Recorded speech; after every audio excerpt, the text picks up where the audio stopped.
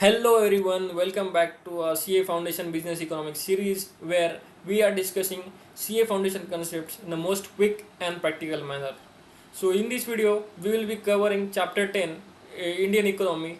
This will be the last video of our concept video series. After that, I will try to add some more free resources which will help you to score better marks in the upcoming exams. So without wasting much time, let's get back to the video. So here is the introduction. The journey of the Indian economy reflects its resilience and adaptability across different phases.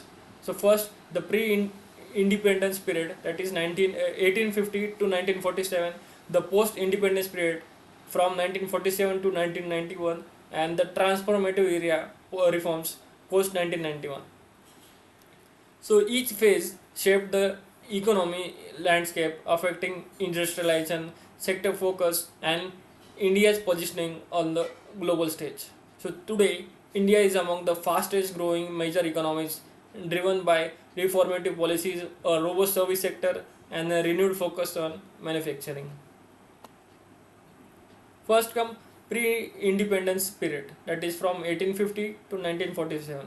So before British rule, India was a global leader in agriculture, trade, and handicrafts, with a self-sufficient rural economy supported by flourishing cities. However, under British colonial policies, India's economy became a source of raw materials, primarily feeding British industries.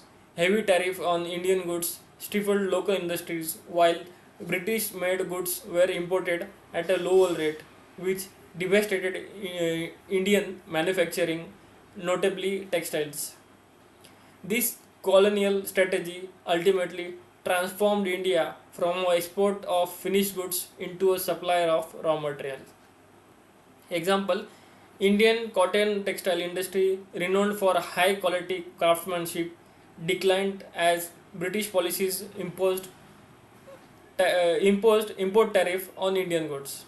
Chief machine made British cotton shrunk into Indian markets, leading to the collapse of domestic weaving. Then comes post independence, that is from 1947 to 1991. So post independence, India's economic policy focused on self sufficient and industrialization. Prime Minister Nehru's vision prioritized heavy industries and infrastructure, supported by planned economic governed by 5-year plans. The government established a planning commission to strategize economic development, emphasizing a mixed economy with substantial government involvement. Here are some key developments which are included. First is agriculture advancements. So the Green Revolution in 1960s brought high yielding seeds, fertilizers, and irrigation to Punjab and other states, making India self sufficient in food production. Then comes heavy industries and infrastructure. The government invested heavily in sectors like steel, coal, and transportation, fostering industrial growth.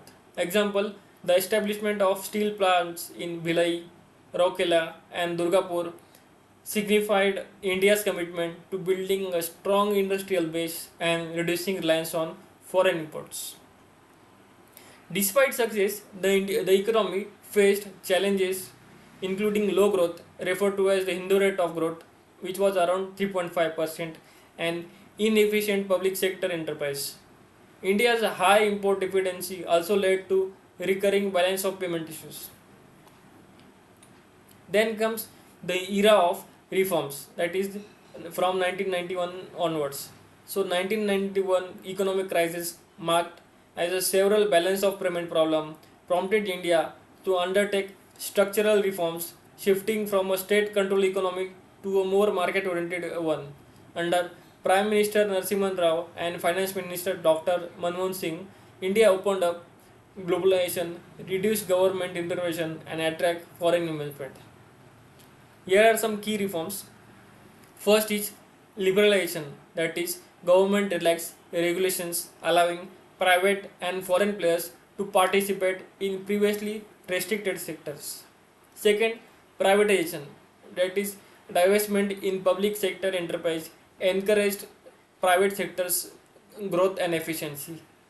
And third comes globalization, that is integrating with the global market, increased foreign trade, investment, and competition, boosting sectors like IT and telecommunication.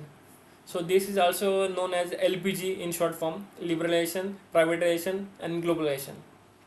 Example: the telecom sector experienced unpredicted growth, like companies like Airtel, Reliance, and Vodafone transferring mobile communication, making it affordable and accessible. Then comes some major economic reforms from 1991. So the 1991 reforms were comprehensive, affecting various aspects of the economy. First is fiscal reforms. So the government reduced fiscal deficit through expenditure cuts and tax reforms, increasing the revenue and maintaining fiscal discipline. Second was monetary and financial reform. So the RBI, Reserve Bank of India, gained greater autonomy, managing interest rates and introducing measures to control inflation and stabilize currency. Third comes reforms in capital market. So stock market regulations increased transparency, boosting investor confidence. Fourth was new industrial policy. So the government reduced licensing requirements, foster entrepreneurship and industrial growth. And fifth was trade policy reforms. So tariff reduction and export incentives enhanced international competitiveness. GDP growth post reforms. So GDP growth accelerated after 1991, averaging around 6 to 7% annually. It was compared to pre-reform growth rate, which was 3.5%. So this was the boost. Then comes Niti Aayog, transforming India's policy framework. It was established in 2015. Niti Aayog replaced the Planning Commission, focusing on a collaborative approach to policy making. It emphasizes sustainable development, cooperative federalism, and innovative strategies to address national priorities.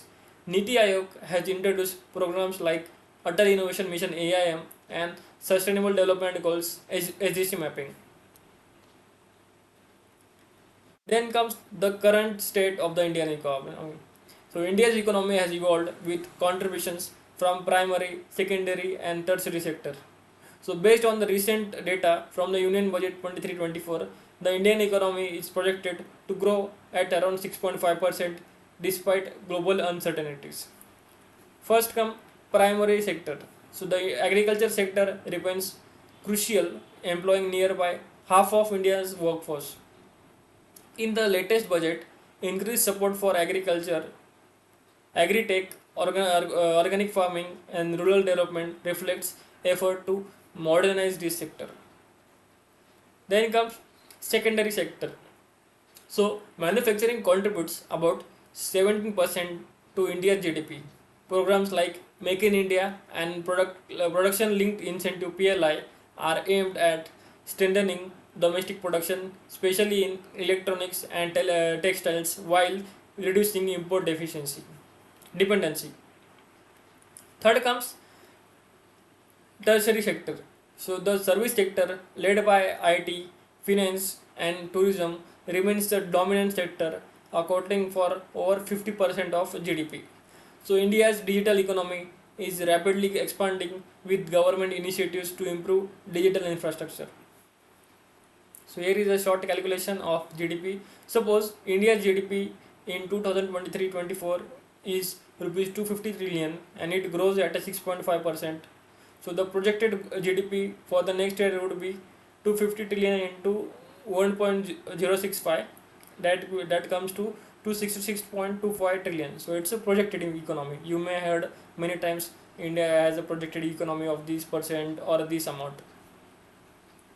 Then comes MG extras. So here we try to add some practical activity which will help you to understand some of the concepts in the most quick and better manner. So first is explore industrial policies. So visit a local industry or manufacturing unit to understand the impact of reforms on domestic productions. Second, service sector analysis.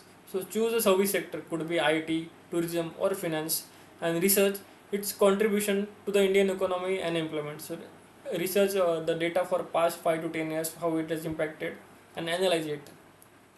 Third is calculate fiscal deficits. So using budget data, calculate India's fiscal deficit and analyze how it impacts economic growth. Then comes to the end of this video. Conclusion. So India's economy has transformed from colonial exploitation to a developing economy, embracing industrial and agricultural innovations and eventually shifting to a more service oriented model. With recent reforms, it continues to grow, holding a prominent position in the global economy. However, challenges like poverty, infrastructure needs, and fiscal deficit remains. Through a balanced policies and continued reform, India strives towards sustainable growth and resilience in the global landscape. So that's it from this video. Thank you for watching. Keep learning, keep growing, and keep enjoying. Bye bye.